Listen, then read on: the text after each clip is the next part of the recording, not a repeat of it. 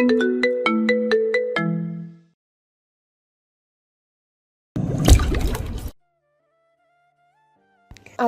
চাকরি থেকে বেশ দেরি করে ফিরেছে রাত। মেজাজ ক্ষিপ্ত হয়ে এসেছে। তার এক জুনিয়রের সঙ্গে বোঝাপড়া করে এসে মিথিলা তাকে ভাত বেড়ে দিয়েছে। টেবিলে বসে চুপচাপ খাচ্ছে সে। স্বামীর সামনে চেয়ার টেনে বসে মিথিলা জিজ্ঞাসা করল, দলিলের কোনো ব্যবস্থা করলে? রাহাত তাতে আরও বিরক্ত হয়ে উঠল।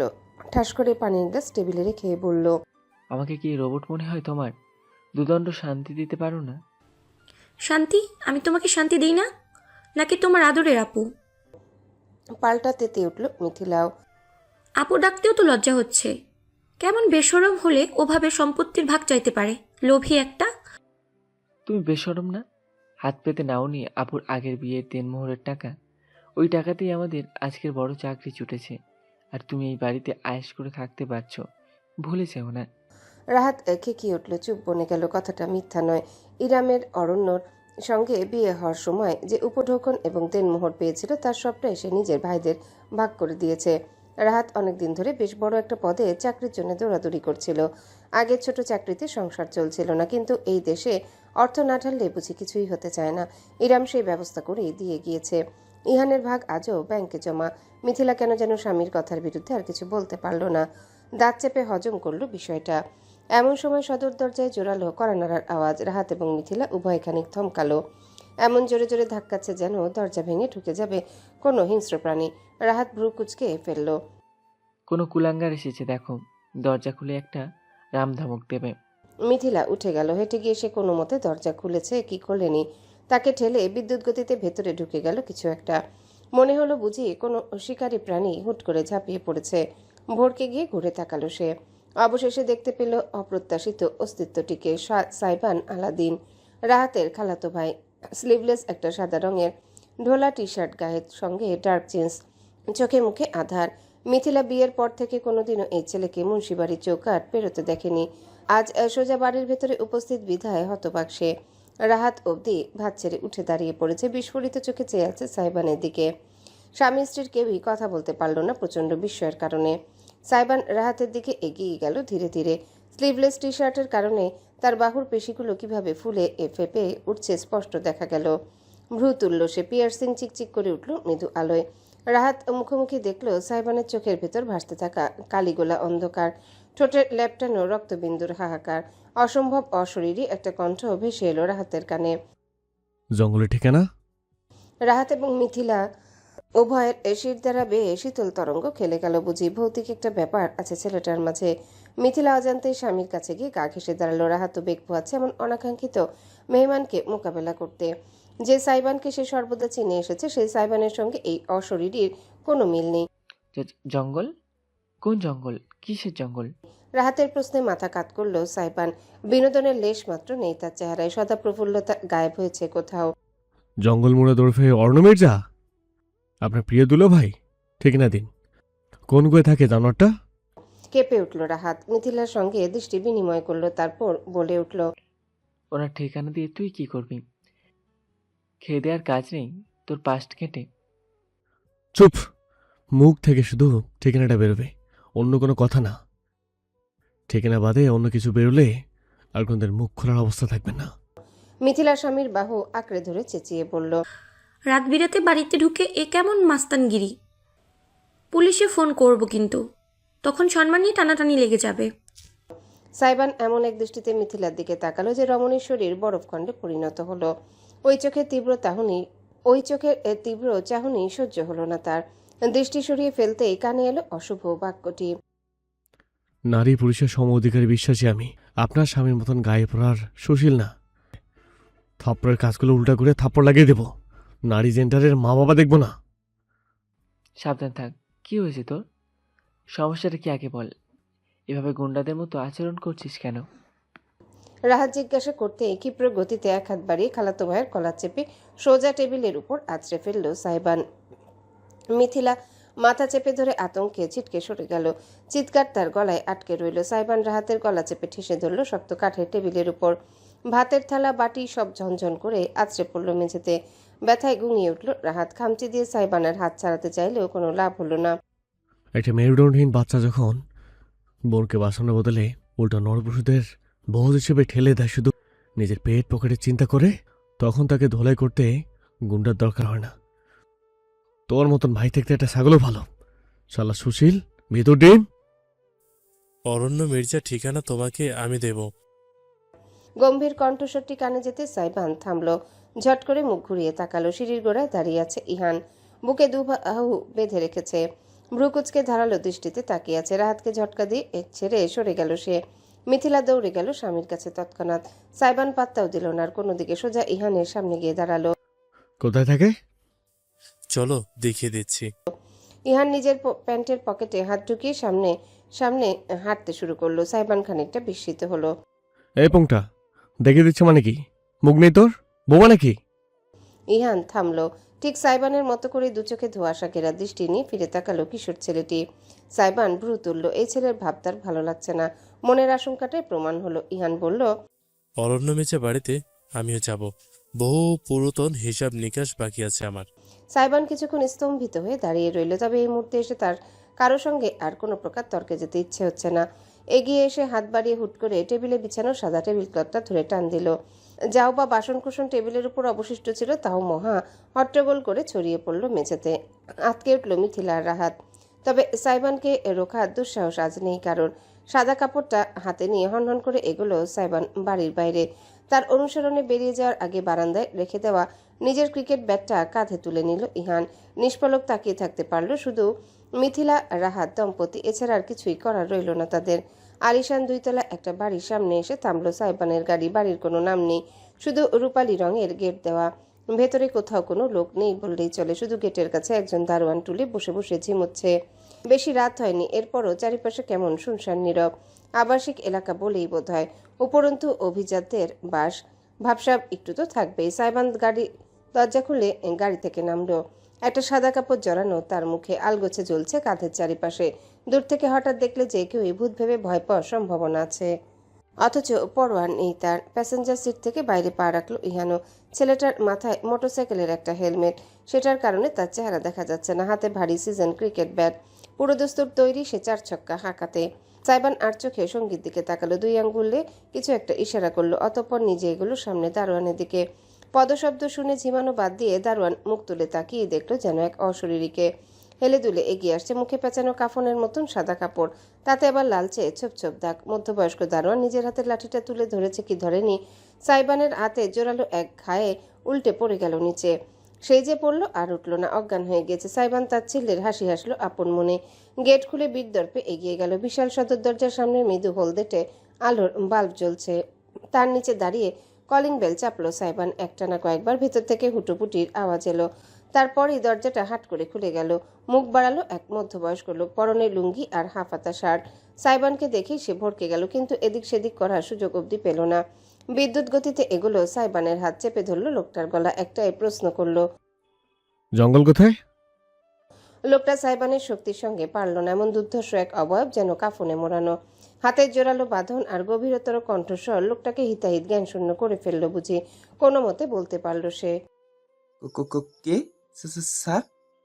আন্দাজে বলেছে সে। সাইবান মাথা কাত করে সায় জানালো। হ্যাঁ, তোর স্যার কোথায়? আর তুই কে? হাতের বাঁধনে একটু ঢিল দিল সে, যেন লোকটা কথা বলতে পারে। হড়বড় করে সেই লোক বলে দিল, আমি এই বাড়ির কেয়ারটেকার স্যার। বাড়িতে নাই বহুত দিন, কোথায় আছে কেউ জানে না, কবে আসবে তাও কেউ জানে না। আমি শুধু শুনছিলাম বিদেশ গেছে কোথাও। বিশ্বাস করেন আমি এর বেশি কিছু জানি না। আমি তো শুধু জান নিয়ে এখানে কাম করি। তাহলে এবার জানিয়ে পালা। একটা ঘাট ধাক্কা দিয়ে লোকটাকে রীতিমতো পুতুলের মতন ছুঁড়ে বাইরে বের করে দিল সাইবান। একেবারে সিঁড়ির উপর হয়ে পড়ল সে। হুড়মুড় করে ঢুকে পড়ল সে ভেতরে। বাড়ির ভেতর থেকেও আলিশান, একদম চকচকে তকতকে পরিপাটি আসবাব। 2 তলায় উঠে গিয়েছে সাপের মতন পেঁচানো সিঁড়ি। গোটা সিঁড়ি কার্পেটে বাধাই করা। সাইবান কাপড়ের ভেতর থেকে ঝাপসা ধোঁয়াশার মতন দেখছে সবকিছু, তবুও তার কিছুই বুঝতে বাকি রইল না।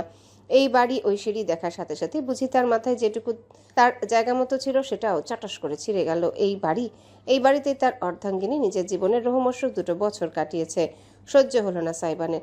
পিছনে ততক্ষণে ইহান এসে দাঁড়িয়েছে। কিছু বুঝে ওঠার আগে সে ছেলেটার হাত থেকে ক্রিকেট ব্যাট কেড়ে নিল। হনহন করে এগিয়ে গিয়ে লিভিং রুমে থাকা কাচের টেবিলের উপর সজোরে আঘাত করলো।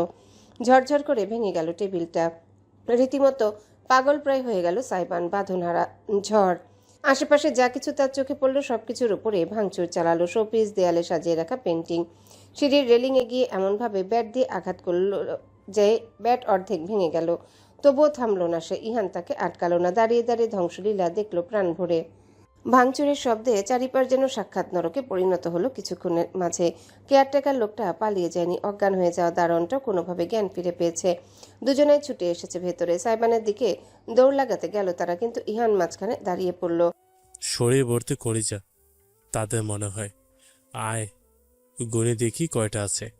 পুলিশ, পুলিশকে ফোন। একজন নিজের ফোন বের করতে ইহান ঘুরে গিয়ে লাথি হাঁকিয়ে বসলো।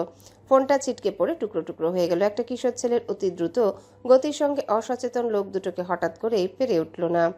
কেয়ারটেকারের লুঙ্গি ধরে টান দিল ইহান। লোকটা চেঁচিয়ে উঠল, হায় হায়, আমার ইজ্জতে টান দিল খাচ্ছরটায়। তুই খাচ্ছর, তোর স্যার আরো বড় খাচ্ছর। দারোয়ানের নাক বরাবর ঘুষি হাঁকিয়ে কেয়ারটেকারের মাথায় হেলমেট সমেত বাড়ি দিল ইহান। অবস্থা বেগতিক বুঝতে বাকি রইল না কারোরই। তাই ঠাস করে পড়ে যেতে দুজনে হামাগুড়ি দিয়ে বাড়ির বাইরে বেরিয়ে গেল। হাঁপাতে হাঁপাতে ইহান ফিরে তাকালো। সমস্ত রুম ইতিমধ্যে ধ্বংসস্তূপে পরিণত করে ফেলেছে সাইবান। তার ক্রিকেট ব্যাটটা আধা ভাঙা অবস্থায় ঝুলছে হুড়মুড় করে ভেঙে পড়া সিঁড়ির রেলিংয়ের সঙ্গে। কার্পেট ছিঁড়ে উঠে এসেছে অনেকখানি, যেন হিংস্র কোনো জন্তু আঁচড় দিয়েছে। অথচ সাইবান কোথাও নেই। ক্ষণিকের জন্য সত্যি ভয় পেয়ে গেল ইহান। আধা পাগল ছেলেটা গেল কোথায়? যে মুহূর্তে চিন্তিত হয়ে সে এগোতে যাবে, তখন সিঁড়ি বেয়ে 2 তলা থেকে হুড়মুড় করে নেমে আসতে দেখলো সে সাইবানকে। সাদা কাপড়টা এখনো মুখে জড়ানো আছে, তবে অস্ফুট স্বরের কথাগুলো শোনা যাচ্ছে। Shit the scoundrel, it's not here. তার মানে অরণ্য সত্যি বাড়িতে নেই। ইহান কি করবে বুঝতে পারল না। অরণ্যর প্রতি তার এতই রাগ যে মনে হয় সামনে পেলে সত্যি খুন করে ফেলতে পারবে। নিজের চোখে দেখেছে সে ওই একটা মানুষের জন্য ইরামকে কতটা ভুগতে হয়েছিল, কিন্তু ইহানকে শুধু হাত গুটিয়ে বসে থাকতে হয়েছে। দুঃসাহস করতে পারেনি সে। প্রতিটা রাত আফসোসে বিছানায় মুখ গুজে চোখের জল ফেলে গিয়েছে। রাগে বালিশ ফাটিয়ে ফেলেছে ঘুষি হাঁকাতে হাঁকাতে। কেন বয়স কম হলো তার? কেন ইরামের ছোট ভাইয়ের বদলে বড় ভাই হতে পারল না সে? কেন আর কয়েক বছর আগে তার জন্ম হলো না? কেন কেন কেন? ইহান শুধু অপেক্ষায় ছিল আরেকটুখানি বড় হওয়ার। কিন্তু আজ যখন সে সাইবানকে রুদ্রমূর্তি হয়ে প্রবেশ করতে দেখলো, তখন আর নিজেকে রুখতে পারল না। চলেই এলো। কিন্তু এখন ওই শয়তানটাকেও পাওয়া গেল না। শয়তান কিভাবে যে এতকাল বাঁচে? ভাঙাচোরা সিঁড়ি বেয়ে নিচে নেমে এসেছে সাইবান। তার মাথায় রক্ত উঠে গিয়েছে বোধহয়। মুখে সাদা কাপড় জড়ানো থাকলেও শুধু লাল দেখতে পাচ্ছে সে। চোখে কটকটে উদ্ভট লাল। ঠোঁট কামড়ে ধরল সে। তাতে মুখের ভেতরে নতুন করে রক্তের নোনতা স্বাদটা পেল। মনে পড়ে গেল তার ইরামের কথাগুলো শোনার পর কিভাবে রুখেছিল সে নিজেকে। চোখ থেকে ঠিকরে বের হয়ে আসতে চাওয়া অশ্রুদেশে থামিয়েছে নিজেকে তীব্র ব্যথা দিয়ে। সুচারু দাঁতে জিভ কামড়ে ধরেছিল সে কান্না আটকাতে। আবারও জ্বলে উঠল জিভ। নতুন রক্তে ভরে উঠল মুখ। সাইবানের কোনো পরোয়া নেই আর ওসব বিষয়ের প্রতি নিঃশ্বাস নিতে কষ্ট হচ্ছে তার। তীব্র প্রতিশোধ বাসনা সে পূরণ করতে পারছে না বিধায় শরীর গুলিয়ে উঠছে। কিছু একটা ভেঙে গুড়িয়ে দিতে ইচ্ছা করছে। হুট করে নিয়ন্ত্রণ হারা এক হুঙ্কার দিয়ে উঠল সাইবান। এত জোরে রেলিংয়ে মাথায় একের পর এক ঘুষি হাঁকালো যে তার 2 হাতের চামড়া ফেটে ক্ষত হয়ে গেল। তবুও থামল না সে। এক লাথিতে পায়ের সামনে পড়ে থাকা ভাঙা টেবিলটাকে আরেক দফায় উল্টে ফেলল। একেবারে বিনা প্রয়োজনে দফা রফা হয়ে যাওয়া দেয়ালের পেন্টিংয়ের ক্যানভাস টেনে টুকরো টুকরো করে ছিল। সে নিজের রাগ নিয়ন্ত্রণে রাখতে পারছে না কিছুতেই। ধ্বংস ধ্বংস ধ্বংস, শুধু ধ্বংসই চায় তার। ইহান দৌড়ে গিয়ে তার 2 হাত চেপে ধরল। থামো, পাগলামি করো না। লোক দুটো পালিয়েছে, দুটোই ফিরে আসতে পারে। আমাদের এখন যাওয়া উচিত। চলে যাব? ওই কুলাঙ্গারটাকে 3.5 আর মাটির জগৎ না দেখে চলে যাব? হেল নো। ঝটকা দিয়ে নিজেকে ছাড়িয়ে নিল সাইবান। তাকে রীতিমতো জন্তুর মতোই দেখাচ্ছে। ইহান অবধি কিছুক্ষণের জন্য ভেবাচাকা খেয়ে গেল এমন উদ্ভট আচরণ দেখে। সাইবান দিকবিদিক জ্ঞান শূন্য হয়েছে বুঝি। তারপর হঠাৎ করে থমকেও গেল। পিনপতন নীরবতা ভর করলো চারিপাশে। ইহান শুধু নিজের নিঃশ্বাসের শব্দ শুনতে পাচ্ছে। সাইবান দানবের মতো স্থির দাঁড়িয়ে আছে। শ্বাস পর্যন্ত নিচ্ছে না বুঝি। রক্তাক্ত 2 হাত দুদিকে ঝুলছে অসনির্ণয়। একটা ঢোক গিলল ইহান। ঠিক ঠিক ঠিক ঠিক ঠিক আছো? হুট করে মাথা তুলে তাকালো সাইবান। কাপড়ের কারণে বোঝা গেল না তার চেহারায় কেমন অভিব্যক্তি ফুটে উঠেছে। কিছুই বলল না। হুট করে লিভিং রুমের সাথে লাগোয়া করিডোরে ঢুকে পড়ল। ইহানও পিছু নিল সঙ্গে সঙ্গে। এদিক সেদিক ঘুরপাক খেয়ে অবশেষে সাইবান যা খুঁজছিল পেয়ে গেল। রান্নাঘর। ভেতরে ঢুকে সোজা স্টোভের কাছে গেল। নিচের ক্যাবিনেট খুলতে দুটো সিলিন্ডার পাশাপাশি পেয়ে গেল। বাঁকা হাসি ফুটল তার ঠোঁটে। ইহান তখন সবেমাত্র রান্নাঘরে দরজায় পৌঁছেছে। এই ছেলে এত দ্রুত হাঁটে কিভাবে? আদৌ মানুষ নাকি? মস্তিষ্ক ঠিকমতো বুঝে উঠতে পারেনি তার। এর আগেই কানে গেল একটা রহস্যময় শীষ, অত্যন্ত করুণ সুরে বাজছে। করুণ থেকে ক্রমশ চড়া হয়ে উঠল সেই শীষ। অতঃপর অচেনা গলার পাশবিক সুরেলা আওয়াজ, আতর গোলাপ চন্দন মারো বন্ধের গায়ে, আতর গোলাপ চন্দন মারো বন্ধের গায়ে। জমে গেল ইহান। হেলমেটের উইন্ডো খুলে ড্যাব ড্যাব করে চেয়ে রইল সামনের দিকে। দুইটা সিলিন্ডার টেনে হিঁচড়ে বের করেছে সাইবান। গুনগুন করে গাইছে সে। তার অশরীরী আওয়াজ ছেয়ে গিয়েছে চারিপাশে, যেন দেয়ালে দেয়ালে প্রতিধ্বনিত হচ্ছে কণ্ঠস্বর। গায়ে কাটা দেওয়ার মতো ব্যাপার। ইহান অনুভব করলো ওই কণ্ঠের তাড়নায় তার শরীরের লোমগুলো কেমন দাঁড়িয়ে গিয়েছে। গানের কথাগুলো কেমন আতর গোলাপ, যেন মৃত্যুর পর লাশ সাজানোর কথা বলা হচ্ছে। সাইবান এক এক করে দুটো সিলিন্ডারের মুখই হালকা খুলে দিল। সাক্ষাৎ কবরের ব্যবস্থা করছে সে। কার্যক্রমের সাথে হেলে দুলে বেখেয়ালিভাবে সে তালে তালে গাইছে, ছিটাইয়া দাও সোয়া চন্দন, ছিটাইয়া দাও সোয়া চন্দন ওই রাঙা চরণে। দাহ্য গ্যাসের কটু গন্ধে ভরে উঠল চারিপাশ। সাইবানের হাতে উঠে এলো লাইটার। গুনগুন করতে করতে সে পিছিয়ে এলো রান্নাঘর থেকে, এক পা দু পা করে সময় নিয়ে। ইহান ছিটকে দূরে সরে গেল। বুক কাঁপছে তার। পরিস্থিতি নয়, বরং সাইবানকেই ভয় লাগছে তার। সাদা কাফনের মতন কাপড় শরীরে জড়ানো, তাতে হাত ফেটে লাগা রক্তের ফোঁটা। অদ্ভুতভাবে সুরে সুরে দুলছে শরীরটা, অনেকটা তন্ত্র সাধনার মতো করে। হাতের লাইটারে যদি ভুলবশত আঙুল চেপে যায় তাহলে শেষ। ইহানের দৌড়ে পালিয়ে যাওয়া উচিত। এই ছেলের জীবনের পরোয়া না থাকতে পারে, কিন্তু তার নিজের তো আছে। অথচ সে যেতে পারল না। আতঙ্কিত হৃদয়ে সম্মোহিতের মতো চেয়ে রইল। এ যেন এক ভয়ঙ্কর আসক্তি। সাইবান অবশেষে রান্নাঘর থেকে বেরিয়ে এলো। ইহানকে দেয়ালের সঙ্গে লেপ্টে দাঁড়িয়ে থাকতে দেখলো একেবারে। কোনো মন্তব্য না করে হেঁটে লিভিং রুমের দিকে চলে গেল। ইহানের সম্মোহন এতক্ষণে কেটেছে বুঝি। সে কাঁপা কাঁপা পদক্ষেপে অনুসরণ করলো। সাইবান লিভিং রুমে এসে পড়ল। উদ্দেশ্য বেরিয়ে যাওয়া, কিন্তু পারল না। হুট করে একটা জিনিসের উপর চোখ আটকে গেল তার। দেয়ালের উপরে একদম কোণার দিকে ছোট একটা যন্ত্র জলজল করছে। বুঝতে বাকি রইল না সাইবানের সিসি ক্যামেরা। বিজয়ীর হাসি প্রস্ফুটিত হলো তার রক্তাভ ঠোঁট জুড়ে। এগিয়ে গেল সে পায়ে পায়ে। সোফার উপর উঠে দাঁড়িয়ে একেবারে সরাসরি তাকালো সিসি ক্যামের দিকে। পেছন থেকে ইহান খেকিয়ে উঠল, আরে কি করছো? তোমার মুখ দেখে ফেলবে তো। সাইবান কোনো পরোয়াই করল না। সোনার হরিণ পেয়ে গিয়েছে বুঝি সে, তাই বিন্দুমাত্র দ্বিধা ছাড়া একটানে মুখের উপর থেকে সাদা কাপড়টা সরিয়ে ফেললো। লাশ থেকে কাফন সরানোর মতো করে সরাসরি ক্যামেরা লেন্সের দিকে তাকালো। রক্তাভ ঠোঁটে ভাসলো বাঁকা হাসি। তার চোখ জোড়া বুঝি তপ্ত লাভার সরোবর, যাতে ভাসমান রক্ত পিপাসা। আস্তে করে নিজের বাম হাতটা ক্যামেরার সামনে তুলে ধরল সাইবান। সবগুলো আঙ্গুল নামিয়ে ফেললো একে একে, কেবল মধ্যাঙ্গুলি বাদে। তাতে চকচক করে উঠল সিলভারের আংটি। অশুভভাবে জিভের গোড়ায় লেগে থাকা রক্তবিন্দুটুকু অনায়াসে চেটে এসে সরাসরি ক্যামেরার উদ্দেশ্যে বলে উঠল, গেম অন। চেয়ে রইল সাইবান ক্যামেরার দিকে এক নাগারে, যেন ক্যামেরা নয়, সরাসরি চেয়ে আছে অরণ্যর দিকে। তারপর লাফিয়ে নিচে নেমে গেল। লাইটারটা উপরে ছুড়ে দিল, ক্যাচ ধরলো, আবার ছুড়লো, ক্যাচ ধরলো। এমনটা করতে করতে ক্যামেরার দিকে তাকিয়ে পেছাতে লাগলো। হুট করে লাইটারে জ্বলে উঠল ফুলকি, সঙ্গে সেই অসহনীয় অমানবিক কণ্ঠের গীত। সাইবান যখন বাড়িতে ফিরল তখন চারিদিক নিস্তব্ধ। কোথাও না থেমে সোজা বেডরুমে চলে গেল সে। রুমের কোথাও ইরাম নেই। বিছানায় শান্ত হয়ে ঘুমাচ্ছে ছোট ইজান। সাইবান থামলো, পায়ে পায়ে এগিয়ে গেল বিছানার কাছে। অপলক চেয়ে দেখলো সে ইজানকে। ছোট্ট শিশুটি ঘুমে আচ্ছন্ন, নরম শরীর নিঃশ্বাস প্রশ্বাসের সাথে সাথে ওঠানামা করছে। বারান্দা থেকে আসা মৃদু আলোয় মুখটা অপূর্ব দেখাচ্ছে।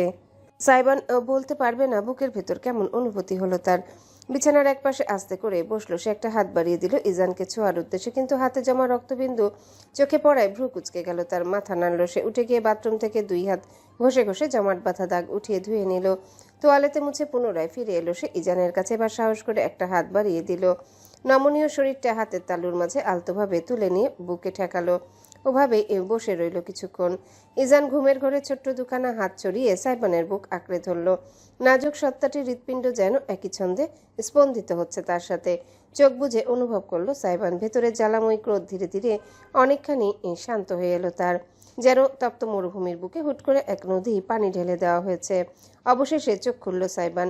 ঝুঁকে ঘুমন্ত ইজানের কপালে নিজের ঠোঁট ছুঁয়ে দিল। কি যেন ভাবলো কিছুক্ষণ, তারপর হুট করে পকেট থেকে ফোন বের করে নিল। নাম্বারটা ডায়াল করলো সে। কানে চাপলো। কয়েকবার রিং পড়তে রিসিভ হলো। জন্ম নিবন্ধনের কাজ দিয়েছিলাম, কতদূর হলো?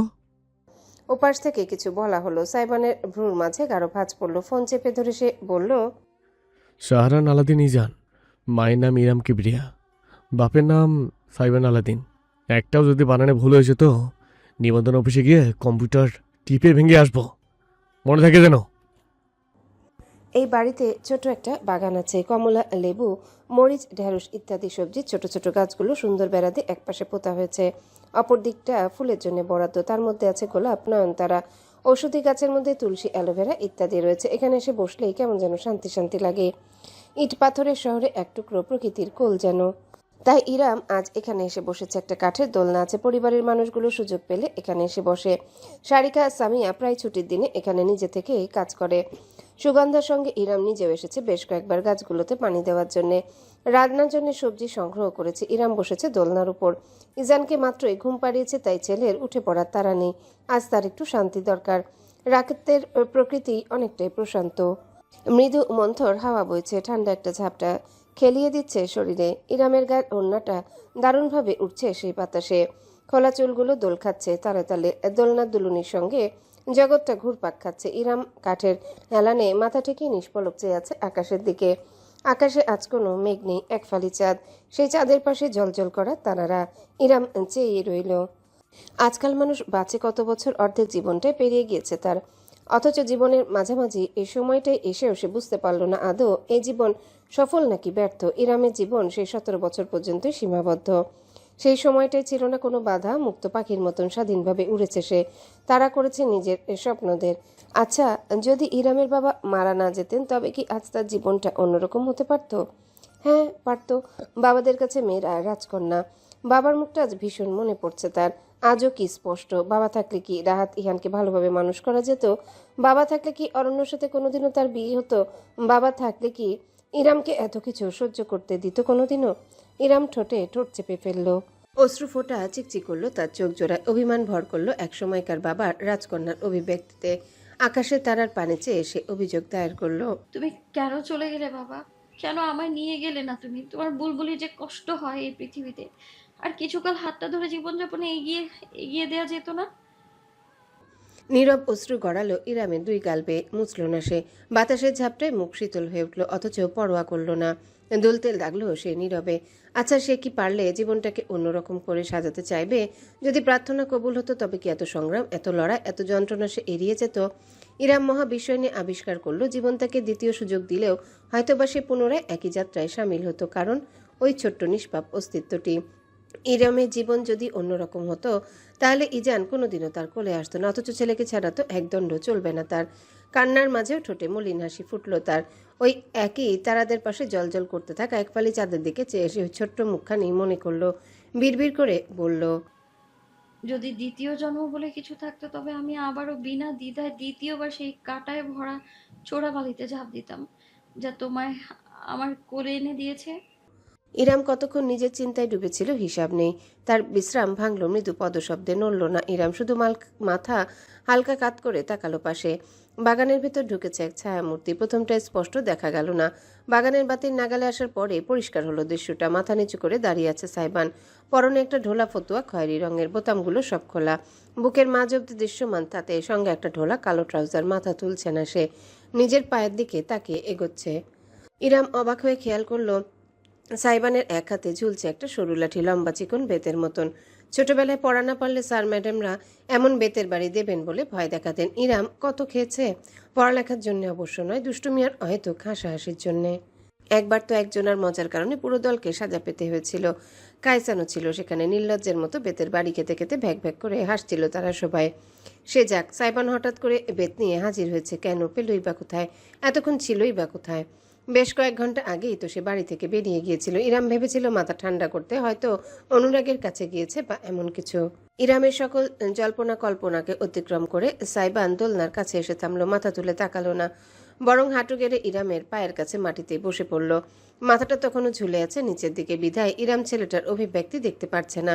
কোনো কথা না বলে সাইবান নিঃশব্দে দুহাতের তালুতে বেডটা রেখে উপহার প্রদানের ভঙ্গিতে তুলে ধরল ইরামের সামনে। হতবাক হলো রমণী। দোলনায় সোজা হয়ে বসলো। কি করছো আলাদিন? বিস্মিত প্রশ্ন ছুড়ল ইরাম। সাইবান পিছু পা হলো না। বেডটা নামিয়ে সে ইরামের কোলের উপর রেখে দিল। গভীর গলায় বলল, আমাকে শাস্তি দিন।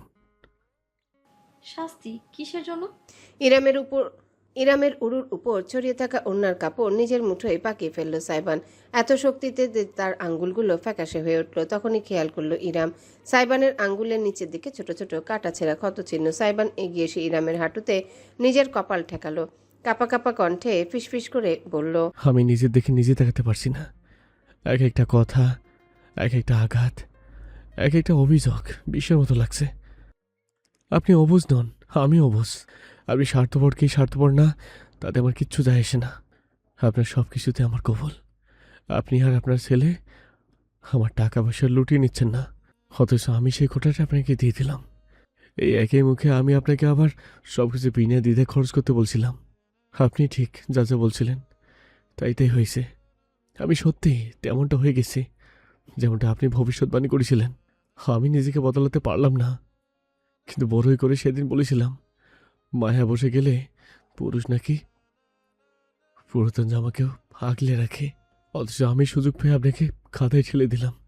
এই জঘন্য অপরাধের জন্য আমাকে শাস্তি দিন প্লিজ। আমায় আঘাত করুন, ক্ষত বিক্ষত করুন, চড় দিন, গালাগালি দিন, কিছু একটা করুন, অন্তত করুন। আমি বইতে পারছি না আর এগলানি। দোহাই লাগে আপনার, আমাকে আঘাত করুন, শাস্তি দিন। ইরাম স্তম্ভিত হয়ে থাকলো। এহেন সাইবানকে সে কল্পনাও করেনি। হুট করে কয়েক সেকেন্ডের জন্য মনে হলো এই সাইবান বর্তমান সাইবান নয়, এ যেন সেই ছোট্ট আলাদিন যার প্রতি আজও ইরামের অগাধ মায়া। তাই নড়তে পারল না সে। নিজের কোলের বেতের দিকে তাকিয়ে রইল। এই ছেলেটা কি পাগল? সে কি ভেবেছে সে সত্যি তাকে আঘাত করতে পারবে? ইরাম নড়চড় করছে না দেখে সাইবান নিজেই বেতটা আঁকড়ে ধরল। আপনি না পারলে আমি নিজেকে শাস্তি দেব। আমি সম্পর্কে তৃতীয় ব্যক্তিকে ঢুকিয়েছি। এত সাইনের মধ্যে আমি অন্ধকারে হাতিয়ে বেরিয়েছি। আমার দোষটা কোথায়? আমি আপনার ব্যক্তিগত বিষয় অন্যের সঙ্গে শেয়ার করেছি।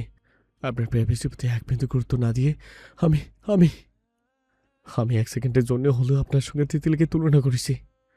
শেষ কথাটা মুখে বলতে পারল না সাইবান, কিন্তু তার অন্তরে তা বাজলো দামামার মতো। মুখ না তুলে বেতটা তুলে ধরল সে। নিজের প্রতি তীব্র ঘৃণার আক্রোশে শরীর কাঁপল তার। বেতটা দিয়ে নিজের কাঁধে আঘাত করল সে সজোরে, কিন্তু একটা বেশি আঘাত দেওয়া সম্ভব হলো না। ইরামের হাত চেপে ধরল তার হাতটা। বেতটা টেনে হিঁচড়ে কেড়ে নিয়ে ঘৃণিত বস্তুর মতন দূরে ছুঁড়ে ফেলে দিল, যেন সাইবান নাগাল না পায়। ধমক দিল জোর গলায়। Stop Aladdin. সাইবান তৎক্ষণাৎ মুখ গুজে রইল ইরামের হাঁটুতে। সেই তখন থেকে সে এভাবেই বসে আছে, একবারের জন্য মুখ তুলেনি। নিজেকে আঘাত করলেই যেমন অপরাধবোধ মেটে না, তেমন কাউকে শাস্তি দিলেই কৃতকর্ম মুছে যায় না। What is done? দৃঢ় কণ্ঠে বলল ইরাম। সাইবানের পাগলামি তাকে অতিমাত্রায় বিহ্বল করে তুলেছে। এমন সময় জিনিসটা টের পেল রমণী। তার হাঁটুর দিকটা কেমন ভেজা ভেজা লাগছে, মনে হচ্ছে কাপড় ভিজে উঠছে ক্রমশ। থমকালো সে। প্রসারিত দৃষ্টিতে দেখল সাইবানের অত বড় সুঠাম শরীরটা তিত্তির করে কাঁপছে। বাতাসের ঝাপটায় যেমন গাছের পাতা কাঁপতে থাকে ঠিক তেমন করে। বুঝতে কিছুই বাকি রইল না ইরামের। বুকের ভেতর জলোচ্ছ্বাস অনুভব করল সে। দুহাত বাড়িয়ে দিল, আলতো করে নিজের হাতের আজলায় তুলে নিল সাইবানের মুখখানি। খানিকটা জোর খাটিয়ে মুখটা উঁচু করে দৃষ্টি মেলালো নিজের সঙ্গে। অবশেষে সত্যি প্রমাণিত হলো তার অনুমান। সাইবানের গভীর কালো দুই চোখ ভর্তি অশ্রু শতশ্রেণীর ন্যায় বয়ে চলেছে দুই গাল বেয়ে। সমস্ত মুখটা ভিজিয়ে তুলেছে অশ্রুর বন্যা। চোখের পাতা কাঁপছে, কালচে পাপড়ির ভাজে ভাজে শিশিরের মতন চিকচিক করছে অশ্রুকণা। একগুচ্ছ চুল লেপটে আছে কপালে, ঢেকে ফেলেছে আইব্রো পিয়ার্সিং। পুরু ঠোঁটগুলো লালচে দেখাচ্ছে, যেন অনেকক্ষণ যাবৎ কামড়ানোর ফলে সমস্ত চামড়ায় উঠে গিয়েছে। দৃশ্যটা দেখে ইরাম তীব্র বেদনা অনুভব করলো। এতটা অসহায়ত্ব ওই চেহারায়, এতটা মায়া, এতটা আবেগ, যা এই সুঠাম শক্তিশালী শরীরের অধিকারী পুরুষটির সঙ্গে একদমই মানায় না। ইরামের মনে হলো সে 10 থেকে 12 বছরের ছোট আলাদিনকে দেখছে, যার কান্নায় অবধি তারার দেখা পাওয়া যেত। এখনও ঠিক তেমন করে রাতের আকাশে তারার প্রতিফলন ভাসছে সাইবানের অশ্রুসজল চোখের প্রতিফলনে। নিজের দুই গালে রাখা ইরামের হাতের উপর হাত রাখলো সাইবান। মৃদু আর্তনাদ তুলে আশঙ্কা নিয়ে শুধালো, আপনি কি আবার আমাকে ছেড়ে চলে যাবেন ইরাম আপু? কেন যেন আর সইতে পারল না ইরাম। সাইবানের মুখ ধরে টেনে তুলল। দোলনাটা দুলে উঠল যখন সাইবান হাঁটুতে ভর দিয়ে উঁচু হতে বাধ্য হলো।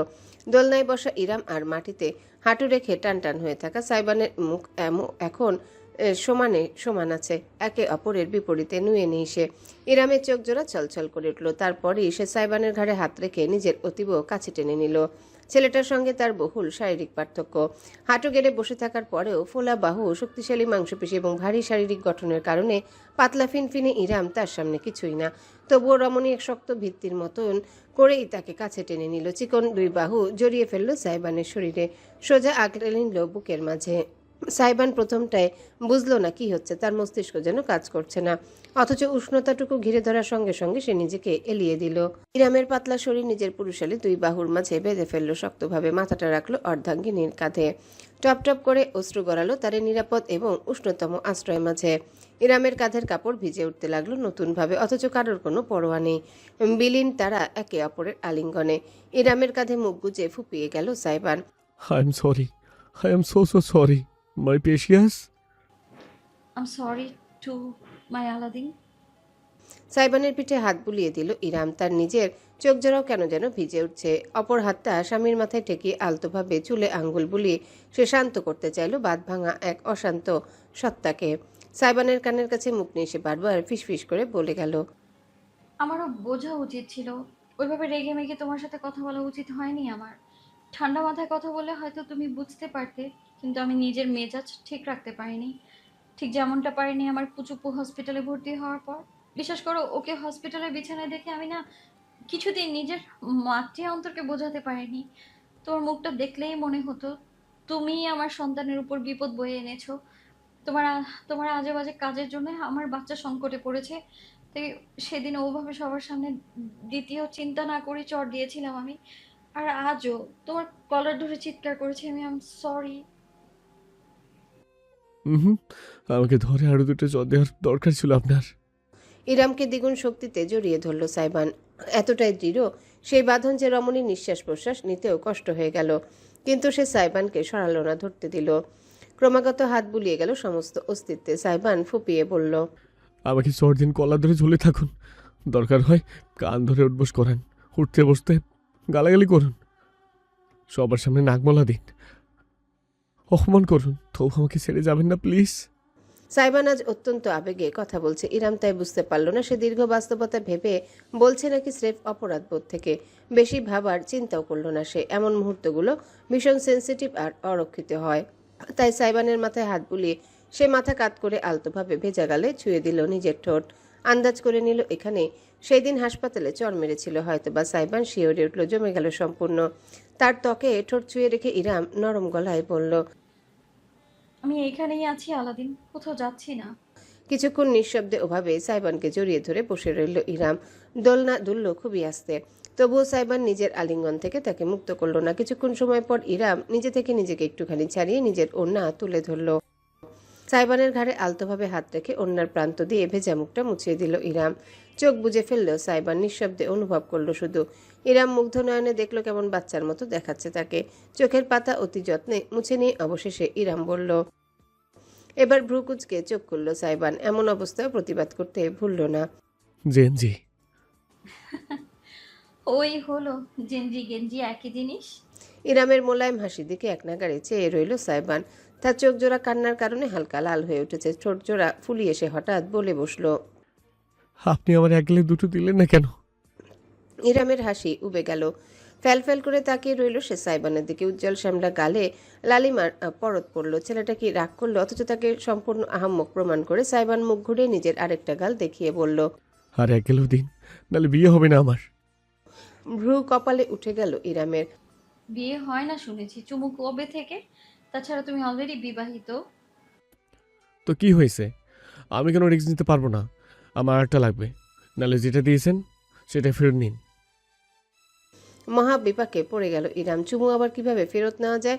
মুখ সরিয়ে এসে পড়ল, তোমাকে থাপ্পড়ও তো একটা দিয়েছিলাম, আর একটা দিই। দিন। সত্যি সত্যি সাইবান নিজের অপর গালটা এগিয়ে দিল। ভ্যাবাচাকা খেয়ে গেল ইরাম। এতদিন ভাবতো ছেলেটা আধা পাগল, কিন্তু আজ নিশ্চিত হলো এটা পুরোটাই পাগল। সাইবানের বাড়িয়ে দেওয়া গাল আর চোখের সুগভীর দৃষ্টি লক্ষ্য করে ইরাম কেন যেন নিজেকে ঠিক নিষ্ঠুর হতে দিতে পারল না। হাত তুলল সে ঠিকই, কিন্তু থাপ্পড় দেওয়ার জন্যে নয়। খানিক দ্বিধা নিয়ে সে আস্তে করে ঝুঁকে এলো। সাইবানের মাথার এক পাশ ধরে একদম আলতো করে নিজের ঠোঁট ছুঁয়ে দিল কালের মাঝে। শীতল বাতাস ঝাপটা দিয়ে গেল শরীরে। খোলা চুলগুলো উড়ে পড়ল সাইবানের চেহারায়। শক্ত একটা ঢোক গিলল ইরাম। এতেই হবে তাই না? সরে যেতে চাইল সে, কিন্তু পারল না। সাইবানের একটা হাত জড়িয়ে গেল ইরামের মাথার পিছনে, ফিসফিস করে সে বলল। এবার আমার পালা। তৎক্ষণাৎ মাথা কাত করে ইরামের গালে নিজের ঠোঁট চুয়ে দিল সাইবান। অর্ধাঙ্গিনীর মতন আলতো স্পর্শ নয়, তার অধর চুয়ে গেল অত্যন্ত গভীরভাবে। ইরাম কেঁপে উঠল, অজান্তেই সাইবানের কাঁধ খামচে ধরে ফেলল। দৃষ্টি ঝাপসা হয়ে এলো তার অনুরণে। সাইবান তার গালে থেমে নেই, ছোট ছোট চুমুর বর্ষণ ঘটিয়ে দিচ্ছে সে ইরামের সমস্ত মুখে, বিশেষ করে কানের নিচে আলতোভাবে কামড় দিতে যেন ভালোবাসে সে। হালকা জ্বলুনি টের পেয়ে হিসিয়ে উঠল ইরাম, শক্তভাবে চোখ বুজে ফেলল। ক্ষণিকের জন্য মনে হলো প্রতিবারের মতো এবারেও সাইবানকে ঠেলে দূরে সরিয়ে দেবে কিনা, অথচ আজ এই মুহূর্তে কেন যেন সেই ইচ্ছাটা হলো না ইরামের। হতবিহবল হয়ে তার হৃদয় আবিষ্কার করলো এই ছোঁয়াতে তার আর খারাপ লাগছে না, অতীতের স্মৃতি তাড়া করছে না, কেমন যেন পবিত্রতা, স্নিগ্ধতা এবং যত্নে ঘেরা সাইবানের প্রতিটি ছোঁয়ায়। অরণ্যের একেবারে বিপরীত, জোর খাটাচ্ছে না সে, তাগিদও দিচ্ছে না, কিন্তু ইরামের অস্বস্তি হচ্ছে না, বরং বুকের মাঝে উষ্ণতা ভর করেছে। দুর্বল হয়ে গেল রমণীর শরীর, মন এবং মস্তিষ্কের দোটানায় ভুগল। তবে আজ প্রথমবারের মতন ইরাম মনকে খানিক প্রশ্রয় দিল, কেন তা নিজেও বলতে পারবে না। সাইবানের দুই বাহু ইরামের কোমর জড়িয়ে গিয়েছে, কাছে টেনে নিতে চাইছে যেন নিজের। ইরাম বাধা দিতে পারল না খুব বেশি, অজান্তেই যেন সে সমর্পণ করে ফেলেছে। সাইবান তার গলায় নিজের ঠোঁট চুয়ে চিবুকে উঠে এলো, জলজলে চোখে তাকালো ইরামের চোখের দিকে, সরাসরি যেন প্রাণ ভরে দেখছে তার প্রতিটি ছোঁয়ায় অর্ধাঙ্গিনীর প্রতিক্রিয়া। ইরাম বন্ধ চোখ খুলে তাকাতে সাইবানকে সরাসরি ওইভাবে চেয়ে থাকতে দেখে লজ্জা পেয়ে গেল, তার সমস্ত মুখে লালিমা ছেয়ে গেল। তার ত্বকের বিপরীতে তির্যক হাসল সাইবান। আপনি জানেন বাংলা চেয়ে সেক্সি কোনো ভাষা নেই দুনিয়ায়। ভ্রু কুচকে ফেলল ইরাম, বুঝতে পারেনি সাইবানের সমস্ত চেহারায় সে চিরায়িত দুষ্টমিত্র ফিরে এলো। সামান্য একটু সরে এসে সে বৃদ্ধাঙ্গুলে ইরামের ঠোঁট স্পর্শ করলো, আলতো আছে আঙ্গুল বুলিয়ে আবেশিত গলায় বলল। ইংরেজিতে এবিসিডি, বাংলায় আ ই ও ও। আপনার কিন্তু বাংলাটা দারুণ মানাবে। ইরামের মুখ আর লাল আপেলের মধ্যে বর্তমানে কোনো পার্থক্য নেই। দিব্য দৃষ্টি থাকলে হয়তো স্ত্রীর কান বেয়ে ধোয়া বেরোতেও দেখতে পেত সাইবান। হেসে ফেলল সে, ঝুঁকে এলো ইরামের ঠোঁটের দিকে। হৃৎপিণ্ড ঘোড়ার গতিতে ছুটতে শুরু করলো, তার ঘাসের মাঝে লেগে থাকা শিশিরের মতন নরম একটুখানি ছোঁয়া অনুভব করতে পারল সে। নিজের ঠোঁটের বিপরীতে ইরামের নরম ঠোঁটের তপ্ততা। তারপর হুট করে থমকে গেল সে। ইরাম তার চিবুক ধরে এক ঝটকায় দূরে সরিয়ে দিল। হতভম্ব হয়ে রইল সাইবান, ইরামের চোখের দৃষ্টিটা কেমন ধারালো হয়ে উঠেছে। তোমার ঠোঁটে কি হয়েছে? জিভ বের করো দেখি। এমন মুহূর্তে মজা নিতে ছাড়ল না সাইবান, বাঁকা হেসে বলল। হে নটি গাল, স্বামীর ভিজ দেখতে চাই। বিরক্তি নিয়ে বৃদ্ধাঙ্গুলে নিজে সাইবানের ঠোঁট চেপে ধরল ইরাম। মুখ খুলতে বাধ্য হলো ছেলেটা, তাতে জিভের ডগায় হালকা ক্ষত স্পষ্ট হলো, হাতের আঙ্গুলেও ক্ষতের দাগ। এই ছেলে ছিলটা কোথায়? দারুণ চিন্তা ভর করলো ইরামের মাঝে। আগে তোমার ট্রিটমেন্ট দরকার, পরে সব কথা। সাইবান বোধহয় প্রতিবাদ স্বরূপ কিছু বলতে যাচ্ছিল, কিন্তু পারল না। একটা মেলি কণ্ঠ ভেসে এলো অদূর থেকে। পর্ব ৩২। আপা, যা হওয়ার হইয়া গেছে, বাট মানুষ মানেই বজ্জাত, বজ্জাতদের জন্য শোক কইরা লাভ নাই। আসেন, আপনি আমি মিলাসা। বাগানের ভিতরে হেলে দুলে ঢুকলো সন্ধ্যা। সে মূলত বেশ অনেকক্ষণ আগে ইরামকে এদিকে আসতে দেখেছিল। আজ বাড়ির ভেতরে যা হলো তারপর মেয়েটার মন খারাপ থাকা স্বাভাবিক। এতক্ষণ বাদেও যখন ফেরেনি তখন সুগন্ধা ভাবলো একটু ইরামকে সঙ্গ দিয়ে মন ভালো করার চেষ্টা করা যাক। অথচ চোখের সামনে দৃশ্য তাকে বরফখণ্ডে পরিণত করলো পুরোপুরি। দোলনায় বসে আছে ইরাম, সামনেই হাঁটু গেড়ে বসে আছে সাইবান, তার ঠোঁটের ভেতর ইরামের বৃদ্ধাঙ্গুল। দৃশ্যটা অতিমাত্রায় ব্যক্তিগত। সুগন্ধাকে দেখে ঝটকা দিয়ে দূরে সরে গেল ইরাম। সাইবান ছিটকে গেল মাটিতে। জরিনার আম্মা, সকিনার আম্মা। সাইবানের হুঙ্কারে বুঝি জগৎ কেঁপে উঠল। হায় ভগবান, রক্ষা করো। বিপদ টের পেয়ে সুগন্ধা উল্টো ঘুরে দে ভোর দৌড়। সাইবান নিজের পায়ের স্যান্ডেল খুলে লাফিয়ে উঠে পিছু নিল মেয়েটার। দূর থেকে স্যান্ডেলটা নিশানা করে ছুঁড়ে মারল। লাফিয়ে ছিটকে গেল সুগন্ধা। আম্মাজান, ভাইজানের উপর অসুর ভর করছে। দুর্গন্ধ, আজকে তোর একদিন কি আমার কদিন। চুলের মুঠি ধরে এমন পাক মারবো নাক দিয়ে নাক ছুটে যাবে তোর। সুগন্ধার পিছনে তাড়া করে বাড়ির ভেতর ঢুকে গেল সাইবান। ভেতর থেকে ধূপধাপ শব্দ আসতে লাগলো।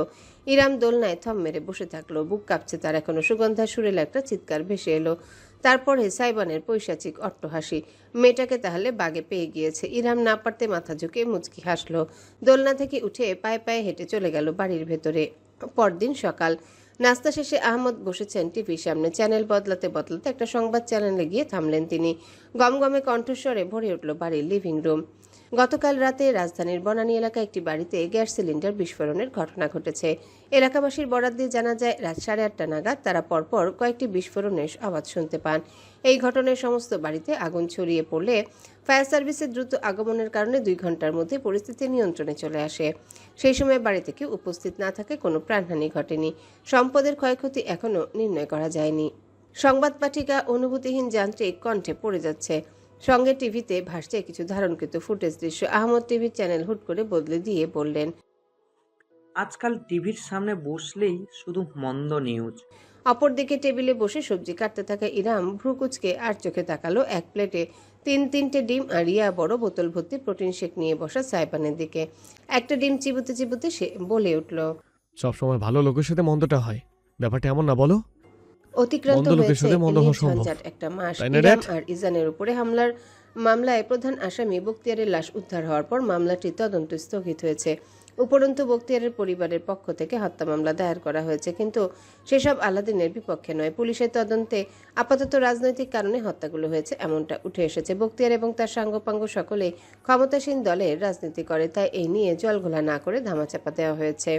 যদিও সাইমনকে এর মাঝে অহেতুক টানার প্রচেষ্টা কম হয়নি, তবে পর্যাপ্ত প্রমাণের অভাবে সবকিছু কাটাতে পেরেছে সে। এত কিছু অবশ্য ইরাম অবধি সে পৌঁছাতে দেয়নি একবারের জন্য। সত্যি কথাটুকু জানিয়েছে। রাজনীতির মারপ্যাচের কারণে ইরাম তাকে এসব বিষয়ে আজ জড়াতে নিষেধ করে দিয়েছে। তবে আজও একটা উত্তর মেলাতে পারল না সাইবান।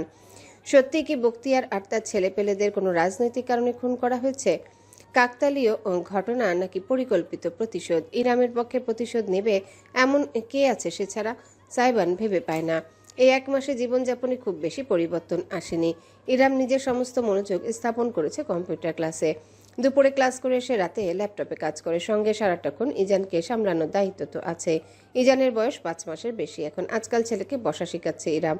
নিয়ম করে প্র্যাকটিস করা এসে, তবে নিজে থেকে কয়েক সেকেন্ডের বেশি বসে থাকতে পারে না ইজান। ঢলে পড়ে যায়। এটুকুতেই সন্তুষ্ট জননী। সাইবানও শেষ কয়েকদিন ধরে নিজের কাজ নিয়ে ব্যস্ত ছিল। 2টো গানের কম্পোজিংয়ের অফার এসেছে।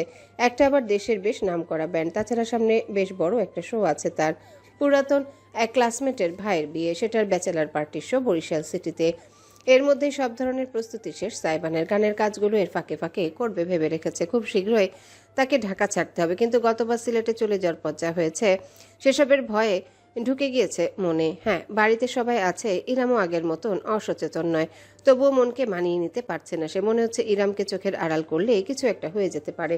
তাছাড়া অরণ্যর বাড়িতে সে যা করে এসেছে তাতে 1 মাস পেরিয়ে যাওয়ার পরেও পাল্টা কোনো প্রতিক্রিয়া আসেনি। বিষয়টা অত্যন্ত রহস্যজনক। অরণ্যকে সে রীতিমতো চ্যালেঞ্জ ছুড়ে এসেছে। লোকটা কি ভাবছে বোঝা দুষ্কর। সব মিলিয়ে সাইবান এই মুহূর্তে পরিবার থেকে দূরে যেতে রাজি নয়। বেপরোয়া ভাবের মাঝে গুরুত্বপূর্ণ এসব চিন্তা মাথায় নিয়ে বাড়িতে ফিরল সাইবান। আজ শোয়ে শেষ প্র্যাকটিস করে আগেভাগে টিমের কাছে ইনস্ট্রুমেন্ট সব পাঠিয়ে দিয়েছে। সে আগামীকাল বা পরশু রওনা দেবে, কিন্তু একা নয়। সকালে অনুরাগের সঙ্গে 1 দফা কথা হয়েছে তার। একই ক্লাসমেট হওয়ায় অনুরাগ নিমন্ত্রণ পেয়েছে, তাই বন্ধুর সঙ্গে একটা বোঝাপড়া সেরেছে সাইবান। এখন শুধু ইরামকে জানাতে হবে। আজকাল বড্ড গরম পড়েছে। গাড়ির এসি থেকে বাইরে পা রেখে কেমন ঘেমে যাচ্ছে। আবার পরনের হাফাতা শার্টটা টান দিয়ে খুলে ফেললো সাইবান। সেটা কাঁধে ফেলে বেডরুমে ঢুকলো সে। রুমটা ফাঁকা, ইরামকে দেখা যাচ্ছে না। বাথরুম থেকে পানির আওয়াজ ভেসে আসছে। হয়তো গোসল সারছে রমণী। অপরদিকে বিছানার উপরে ইজান। সদ্য ঘুম থেকে উঠেছে, চেহারা দেখে বোঝা যাচ্ছে। বড় বড় চোখ মেলে মাকে খুঁজছে এদিক সেদিক তাকিয়ে। না পেয়ে তার চেহারা টকটকে হয়ে উঠল। কান্নার পূর্ব লক্ষণ। সাইবান দেখতে দেখতে নাজুক শিশুটিকে বুঝতে শিখে গেছে। তার আশঙ্কায় সত্যি হলো। গলা ফাটিয়ে চিৎকার দিয়ে হাত পা ছুড়ে কাঁদতে লাগলো ইজান। ওয়া আ আ সাইবান জানে তার ইজানকে ধরা উচিত, কিন্তু সে সবেমাত্র বাইরে থেকে এসেছে। এমন অবস্থায় বাচ্চাকে ধরলে ভালো হবে। তাড়াহুড়ো করে সে নিজে তোয়ালে বের করে নিল।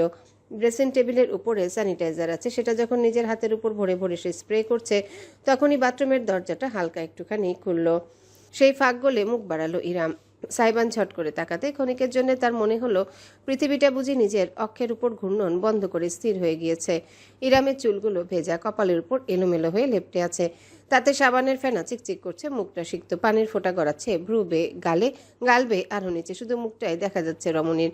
বাকিটা দরজার পিছনে। ইরামের গলা বেয়ে গড়িয়ে নামা পানির ফোঁটা কেমন যেন মাদকীয় লাগছে সাইবানের চোখে। দরজার ওপাশে কি লুকিয়ে আছে তার এক ঝলক অত্যন্ত কুটিলভাবে খেলে গেল তার মস্তিষ্ক জুড়ে। শক্ত একটা ঢোক গিলল সাইবান।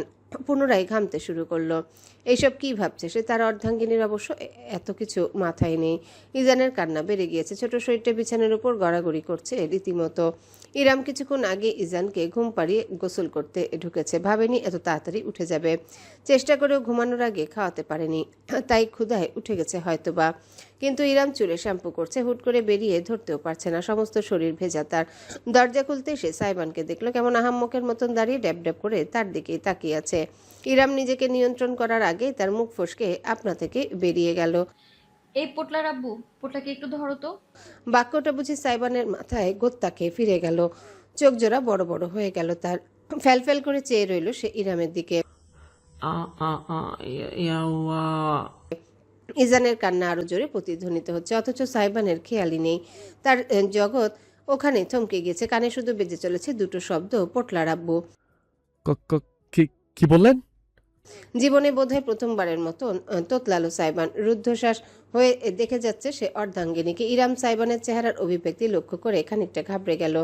অজান্তে ভেজা গালে লালিমা ফুটল তার। পোটলার আব্বু, ও কান্না করছে, একটু ধরো না, আমি 5 মিনিটে আসছি। এটুকু বলেই ঠাস করে বাথরুমের দরজা আটকে দিল ইরাম। সাইবান গর্ধবের মতন ওখানে দাঁড়িয়ে রাখলো কয়েক সেকেন্ড, নিঃশ্বাস অবধি নিল না। হাতে লেগে থাকা স্যানিটাইজার হাওয়ায় শুকিয়ে গেল, অথচ হেলদোল হলো না তার। আনমনে বিড়বিড় করলো সে। পটলার আব্বু? আ আ হাত পা ছুড়ে বিছানায় লাফিয়ে উঠল ইজান।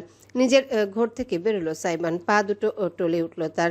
হুট করে কার্পেটের উপর ফসকে গিয়ে ধপাস করে একটা আছাড় খেলো সে।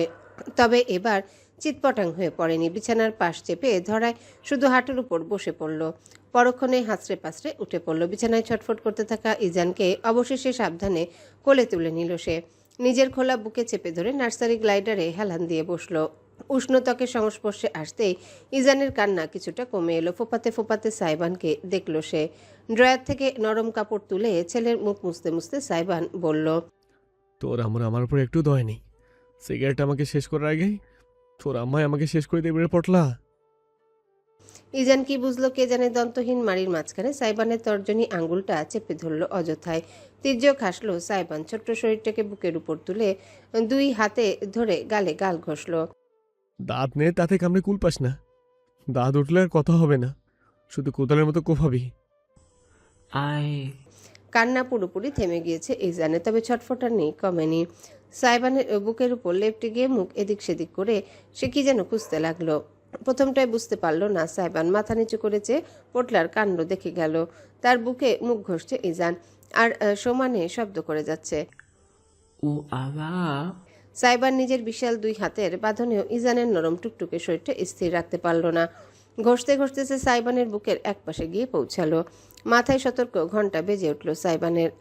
ইজান মুখ বসানোর আগে লাফ দিয়ে উঠল, হাত ঠেলে একেবারে দূরে সরিয়ে হাওয়ার মাঝে ঝুলিয়ে ধরল ছোট্ট শরীরটাকে। ওরে পাক না, বাপের সম্পত্তিতে নজর সে। ও ইজান দুহাত বাড়িয়ে পা ছুটতে লাগলো। সাইবানের বুকে যাবে সে জিভ বের করে বারবার তাকালো বুকে, তারপর পিতার মুখের দিকে। এক মুহূর্তের জন্য সত্যি লজ্জা লাগলো সাইবানের। পরক্ষণে খিলখিল করে হেসে ফেলল সে, মধুর হাসি। ইজানকে উপরে তুলে নিজের কপালের সঙ্গে কপাল ঠেকিয়ে এসে প্রফুল্ল কণ্ঠে জানালো, তুই যে সোনার খনি খুঁজছিস সেটা আমার কাছে নেই রে বাপ, তোর কাছেও নেই। আমরা ফকিন্নি বেটা জাত। আইও। কথা বলতে বলতে হেঁটে বাথরুমের কাছে গিয়ে দাঁড়ালো সাইবান। দরজা নক করলো। আপনার হলো? ছেলে তো একেবারে লাল ফেলে আমার বুকটা ভেজে ফেললো। এই তো 1 মিনিট। ভেতর থেকে ইরামের দ্রুত জবাব ভেসে এলো। সাইবান বিছানায় গিয়ে বসলো, তবে এবার ইজানকে বুকে না রেখে কাঁধের উপর উল্টো ঝুলিয়ে পিঠ চাপড়াতে লাগলো। বুকে রাখলেই জিভ বের করে এদিক সেদিক চলে যাচ্ছে ছেলেটা। ইজানের পেছনে আলতো করে একটা চাপড় মেরে এসে বলল, পটলা তোর নজর এখনই এত খারাপ? বড় হয়ে বাপের মুখে যে চুনকালি মাখাবি তাতে কোনো সন্দেহ নেই। শুধু সাথে কিছু ফেস মাস্ক মেখে দিস, তাতেই হবে। জেল্লাটা যেন না হারায়। তাই তোর আম্মুকে থোবড়া দেখে আকর্ষণ করা যাবে না, বুঝছিস? গুই। বাথরুমের দরজা এমন সময়ে খুলে গেল। ভেতর থেকে বেরিয়ে এলো ইরাম, একটা পা অবধি লম্বা ফ্রক আর প্লাজো পায়জামা পরনে, চুলগুলো এখনো আধা ভেজা, পিঠ ভাসিয়ে টপ টপ করে পানি গড়াচ্ছে। ঠিক মতো মোছার সময় ব্যয় করেনি বোঝা যাচ্ছে। কই দেখি দেখি আমার কুচুপো সোনা। আদরে গলায় বলে সাইবানের কাছ থেকে নিজের বুকে ছেলেকে টেনে নিল ইরাম। অসংখ্য ছোট ছোট চুমু এঁকে দিল মুখ জুড়ে।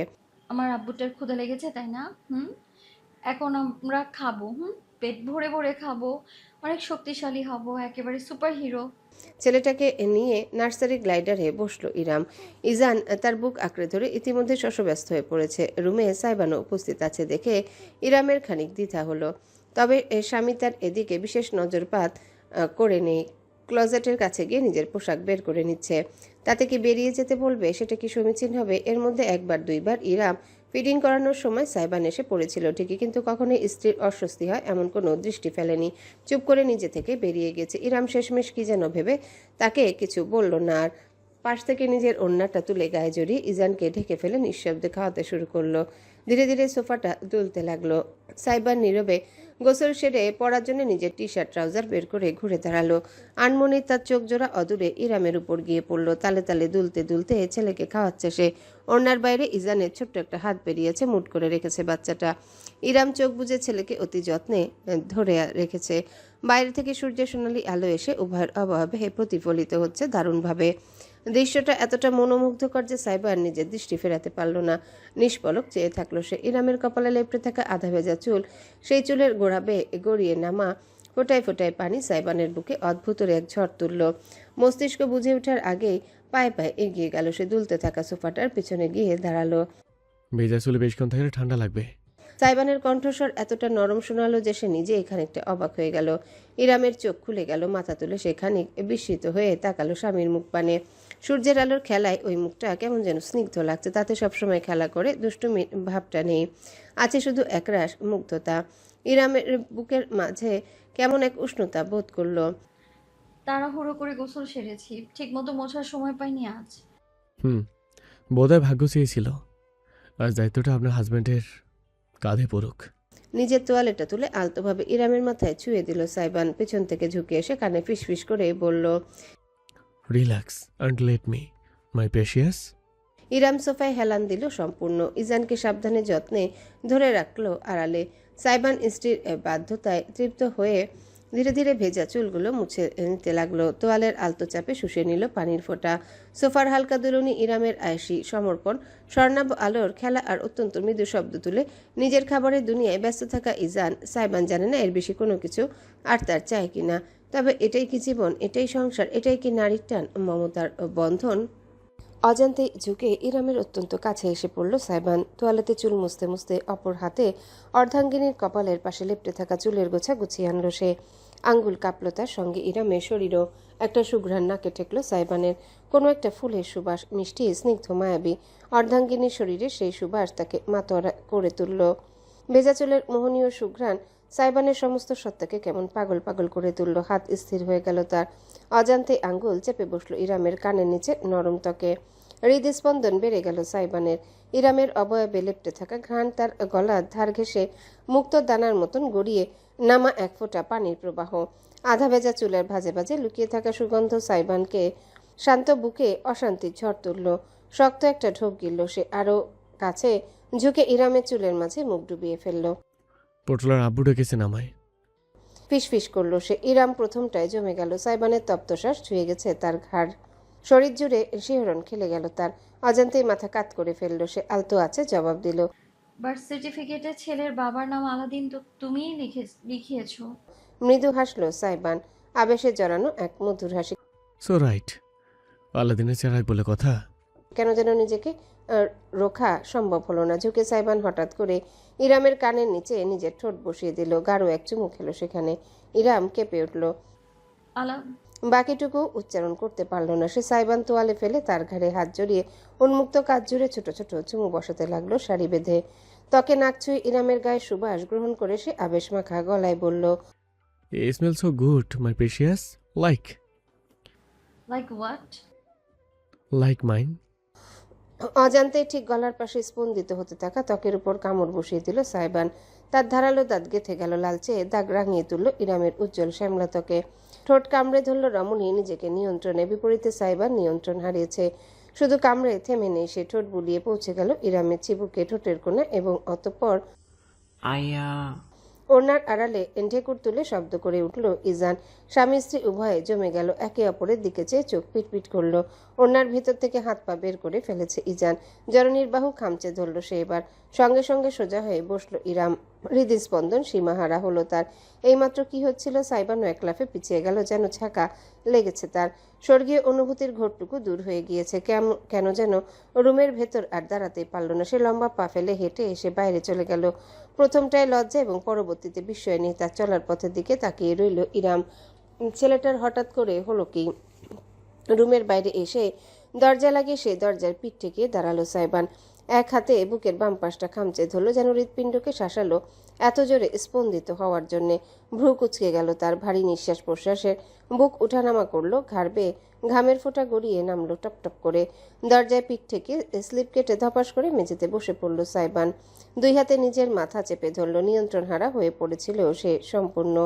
যদি মুহূর্তটি শুধুমাত্র আর কয়েক সেকেন্ড দীর্ঘ হতো, তবে সাইবান নিজের সকল ধৈর্যের সীমানা পেরিয়ে যেত।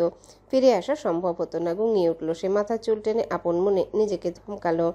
Ma'am, it's Saiban. পরদিন সুগন্ধা আজ বেশ সকালেই উঠে গিয়েছে। আজকে নাস্তার বিশেষ ঝামেলা নেই, কারণ গতকাল বাড়িতে বিরিয়ানি রান্না হয়েছিল, অনেকটা রয়ে গিয়েছে। সেগুলোই সামিয়া সকালে গরম করে সবাইকে দিতে বলেছে, নাহলে আর খাওয়া হবে না। নিজের জন্য এক কাপ গরম চা বানিয়ে সোফায় বসে গতকালে সিরিয়ালের মিস যাওয়া একটা এপিসোড দেখে নেবে চিন্তা করতে করতে হলে এলো সুগন্ধা। আপন চিন্তা একটু বেশি মগ্ন ছিল সে। তাই মেঝের উপর পড়ে থাকা ইজানের ছোট্ট একটা খেলনা গাড়ি তার চোখেই পড়ল না। কখন পড়েছে এখানে কারো হয়তো খেয়ালই নেই, কিন্তু সুগন্ধার পা পড়তে চাকা ঘুরল। সঙ্গে সঙ্গে একটা আছাড় খেয়ে উল্টে পড়তে নিল সে। চায়ের কাপটা কোন দিকে যে উড়ে গেল কে জানে। চোখ বুজে দাঁতে দাঁত চেপে ফেললো বেচারি। সাইবানের মতন তাকেও অবশেষে যেখানে সেখানে চিৎপটাং হয়ে পড়ার রোগটা কিন্তু শক্ত মেঝের বদলে নিজের কোমর জুড়ে একজোড়া বাহুর উপস্থিতি টের পেল সুগন্ধা। হ্যাচকা একটা টান খেলো, তারপরই সোজা করে দাঁড় করিয়ে দেওয়া হলো তাকে। বুক ধরফর করলো মেয়ের। ঝট করে চোখ মেলে তাকালো। দৃশ্যটা চোখে পড়ল অবশেষে। দণ্ডায়মান এক পুরুষ। চেহারা উজ্জ্বল নয়, আবার শ্যামলাও নয়, মাঝামাঝি কিছু একটা। ধারালো চিবুকে সূক্ষ্ম কোচা কোচা দাড়ির রেখা। চোখে রিমলেস চশমা, এলোমেলো হয়ে থাকা উস্কো খুস্কো চুল কপালে নুয়ে আছে। শরীর পাতলা, তাতে অফ হোয়াইট বর্ণের স্যুট জড়ানো। সুগন্ধার হাতের চায়ের কাপ ভাঙচুর হয়েছে মেঝেতে। তরল চা ছিটকে পড়েছে পুরুষটির স্যুটে।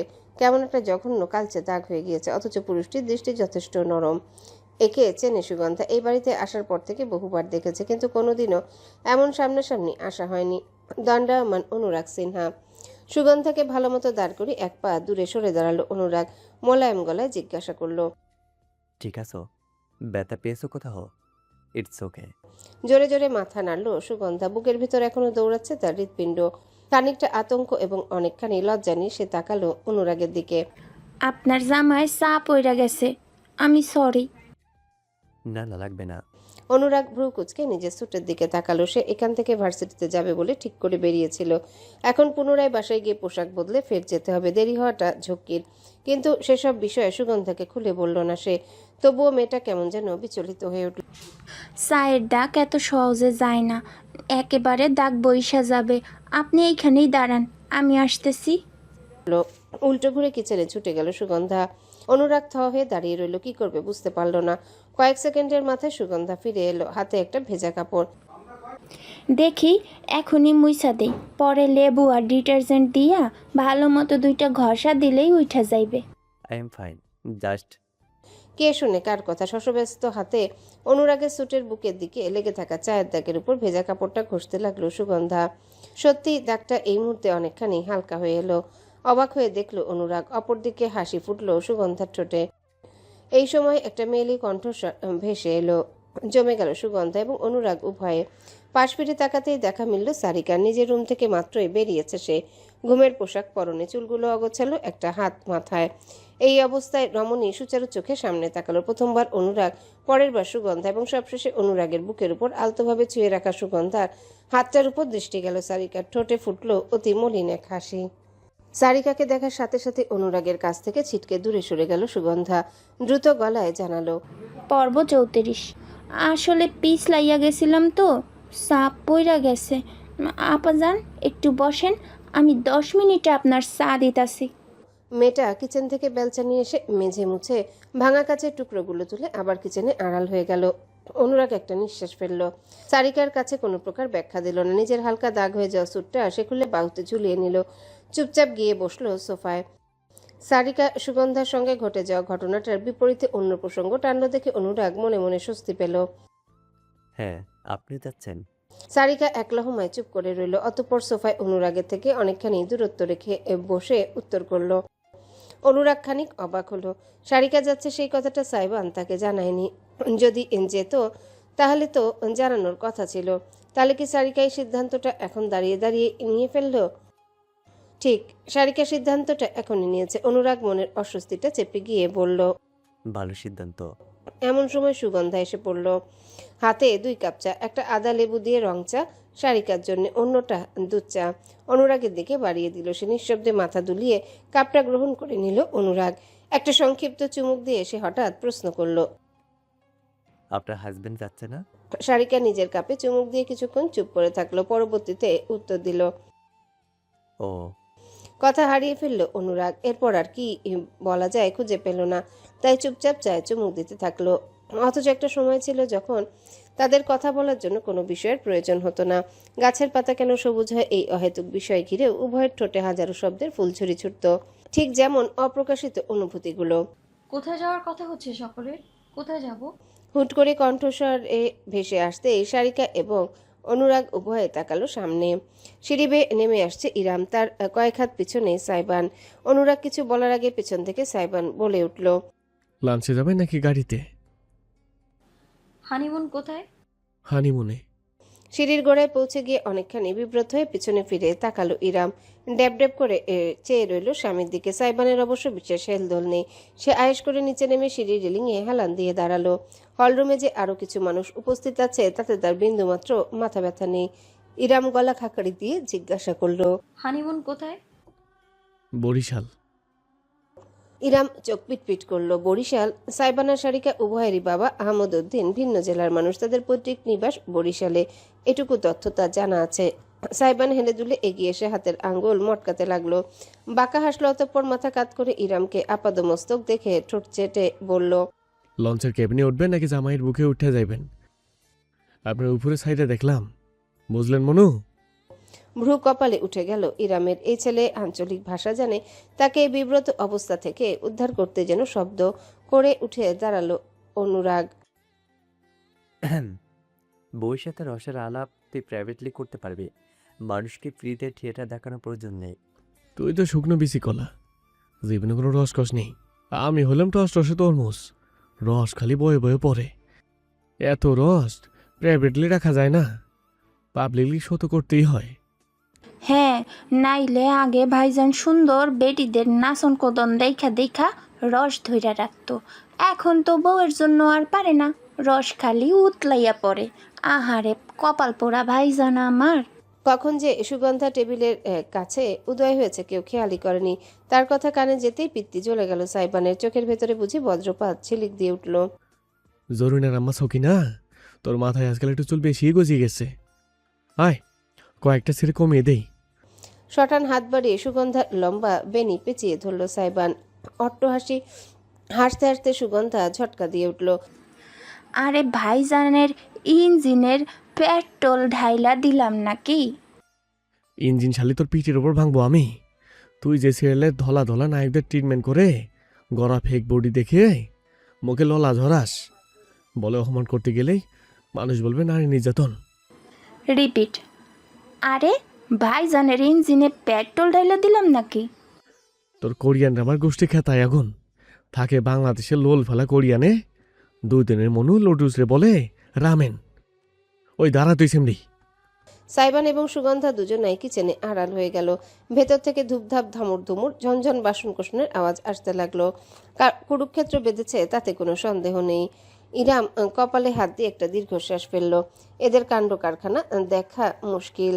হুট করে পেছন থেকে অনুরাগের হাসির শব্দ ভেসে এলো। ঘুরে তাকালো ইরাম। অনুরাগ বেশ প্রফুল্ল হয়ে হাসছে। হাসলে তার এক গালে ছোট্ট একটা টোল পড়ে। নিজের খালি হয়ে যাওয়া কাপটা টেবিলে রেখে দিয়ে অনুরাগ বলল। মেয়েটা তো বেশ মজার, আমি দেখে আসছি। কিচেনটাকে না আবার দুজন মিলে দোষিয়ে ফেলে, শেষে স্বামী আন্টি আমায় ধরবে। অনুরাগ শার্টের হাতা গোটাতে গোটাতে কিচেনে চলে গেল। ইরাম জানে না কেন তার চোখ গিয়ে পড়ল সোফায় চুপটি করে বসে থাকা সারিকার উপর। এতক্ষণ অপলক হয়ে অনুরাগকে দেখছিল সে। চোখে অদ্ভুতরে এক বিষণ্ণতা নেই। ইরাম তাকাতেই সারিকা দ্রুত উঠে পড়ল, নিজের রুমের দিকে হাঁটা দিল, কিন্তু হঠাৎ ইরাম ঠান্ডা গলায় ডেকে উঠল, হ্যালো বন্ধুরা, পরবর্তী পার্ট খুব তাড়াতাড়ি আসবে, তো সবাই অপেক্ষায় থাকো। আর চ্যানেলটি যারা এখনো সাবস্ক্রাইব করোনি তারা পরবর্তী পার্ট দেখার জন্য চ্যানেলটি সাবস্ক্রাইব করে রেখো। ধন্যবাদ সবাইকে, আমাদের সাথেই থেকো।